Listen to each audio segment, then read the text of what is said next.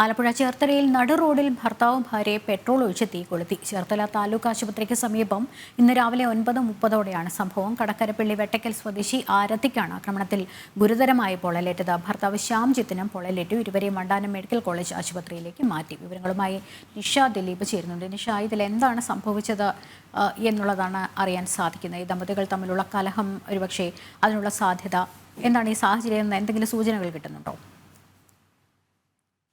Lakshmi, police പറയുന്നത് ഇവർ തമ്മിൽ ദീർഘനാളായി കുടുംബ പ്രശ്നങ്ങൾ ഉണ്ടായിരുന്നതായാണ്. ഇത് സംബന്ധിച്ച് പട്ടണക്കാട് പോലീസ് സ്റ്റേഷനിൽ കേസുമുണ്ട്. ഇരുവരെയും വിളിച്ചു വരുത്തി പോലീസ് പലതവണ കോംപ്രമൈസിനുള്ള ശ്രമങ്ങളൊക്കെ നടത്തിയിരുന്നു.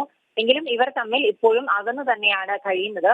കടക്കരപ്പള്ളി വെട്ടക്കൽ സ്വദേശിയാണ് ആരതി. ആരതിക്ക് 30 വയസ്സുണ്ട്. ആരതി ജോലി ചെയ്യുന്നത് ചേർത്തല താലൂക്ക് ആശുപത്രിക്ക് സമീപമുള്ള സ്വകാര്യ പണമിടപാട് സ്ഥാപനത്തിലാണ്.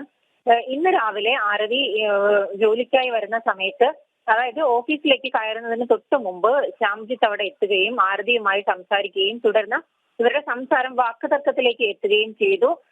അതിനെ തുടർന്നാണ് ശ്യാംജിത്ത് കയ്യിൽ കരുതിയിരുന്ന പെട്രോൾ ഒഴിച്ച് ആരതിയെ തീ കൊളുത്തിയത്. എന്തായാലും ആരതിക്ക് 80% പൊള്ളലേറ്റിട്ടുണ്ട്. 80% പൊള്ളൽ ആരതിക്കും, ഒപ്പം തന്നെ ശ്യാംജിത്തിന് ഈ പെട്രോൾ ഒഴിച്ച് കത്തിക്കുന്ന സമയത്ത് ശ്യാംജിത്തിനും പൊള്ളലേറ്റിട്ടുണ്ട്. 60% പൊള്ളൽ ഏറ്റിട്ടുണ്ട് ശ്യാംജിത്തിന്. ആരതിയെയും ശ്യാംജിത്തിനെയും ചേർത്തല താലൂക്ക് ആശുപത്രിയിൽ നിന്നും വണ്ടാനം മെഡിക്കൽ കോളേജ് ആശുപത്രിയിലേക്ക് മാറ്റിയിട്ടുണ്ട്. എന്തായാലും ആരതിയുടെ നില അതീവ ഗുരുതരമായി തന്നെ തുടരുകയാണ് എന്നാണ് പോലീസ് പറയുന്നത്. ലക്ഷ്മി, നിഷയാണ് വിവരങ്ങൾ നൽകിയത്.